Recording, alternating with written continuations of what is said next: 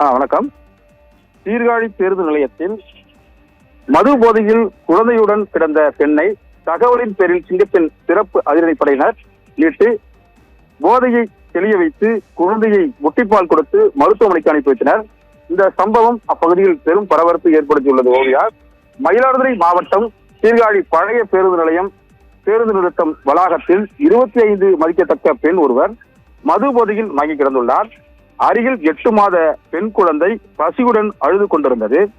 இதனை கண்ட அப்பகுதி வியாபாரிகள் சிங்கப்பெண் சிறப்பு அதிரடி படையினருக்கு தகவல் அளித்தனர். தகவலின் பேரில் சிங்கப்பெண் சிறப்பு அதிரடிப்படை உதவி ஆய்வாளர் பிரியங்கா தலைமையிலான போலீசார் மது போதையில் கிடந்த பெண்ணை மீட்டு தண்ணீரை தலையில் ஊற்றி போதையை தெளிய வைத்தனர். பின்னர் புதிய சேலை வாங்கி கொடுத்து மது போதையில் இருந்த பெண்ணுக்கு புதிய ஆடை அணிவித்து அழைத்து வந்தனர்.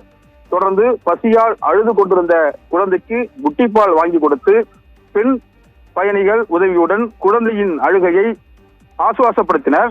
சிங்கப்பெண் சிறப்பு படையினர் விசாரணையில் மது போதையில் இருந்த பெண் கோயில் திருவிழாக்களில் பலூன் விற்பனை செய்பவர் என்றும் திருமலைவாசல் பகுதியில் நடந்த கோயில் திருவிழாவில் பலூன் விற்பனை செய்ய வந்தபோது தனது குழந்தையுடன் மது போதையில் பேருந்து நிலையத்தில் கிடந்தது தெரியவந்தது. பின்னர் கை குழந்தையுடன் அந்த பெண்ணையும் மீட்டு 108 ஆம்புலன்ஸ் மூலம் சீர்காழி அரசு மருத்துவமனைக்கு அனுப்பி வைத்தனர். ஓவியா.